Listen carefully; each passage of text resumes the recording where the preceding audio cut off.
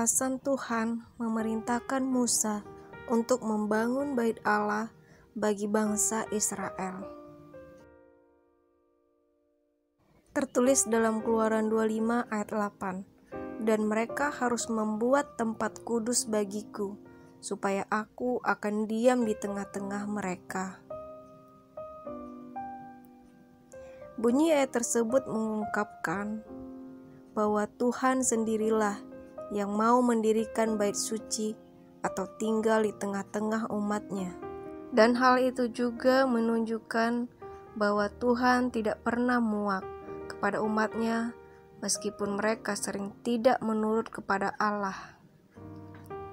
Elohim akan berjalan di tengah-tengah mereka dan akan menjadi Allah mereka. Dan mereka akan menjadi umatnya.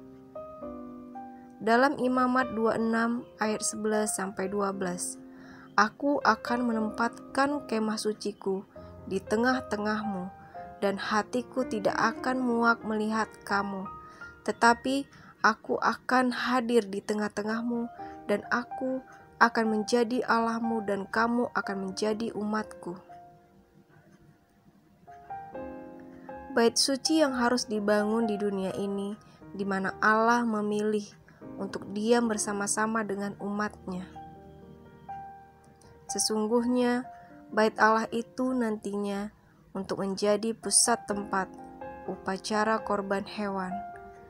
Dalam Perjanjian Lama, Allah menentukan jalan bahwa cara seseorang agar bersih dari segala dosanya yaitu adalah melalui upacara korban hewan.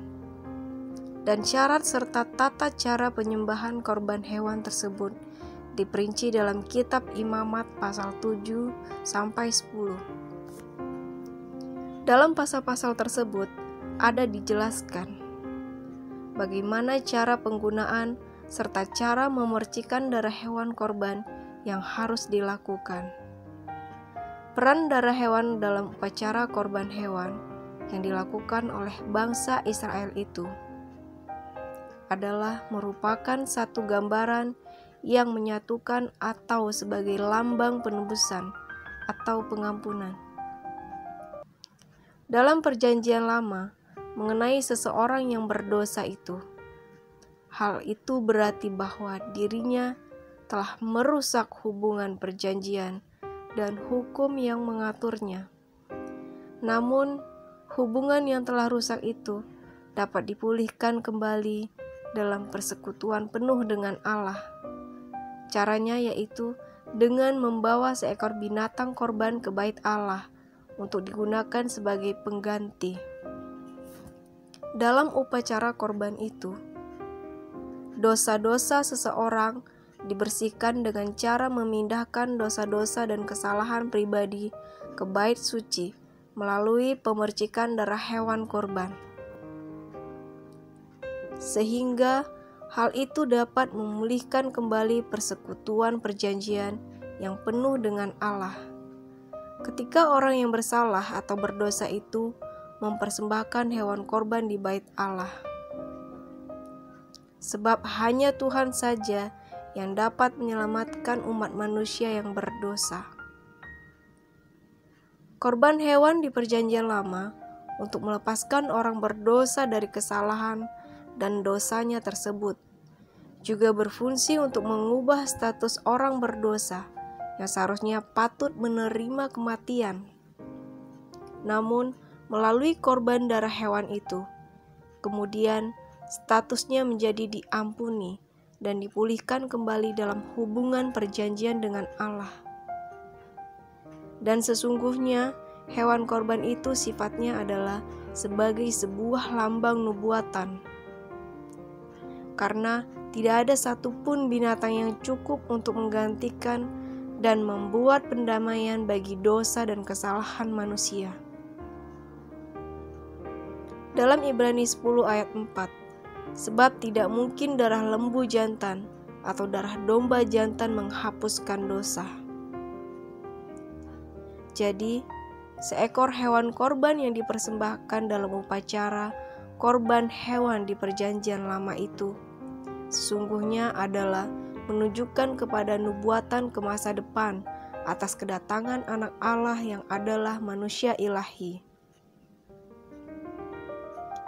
yaitu menubuatkan Yesus Kristus yang akan mengalami kematian atau pengganti karena dosa-dosa dunia.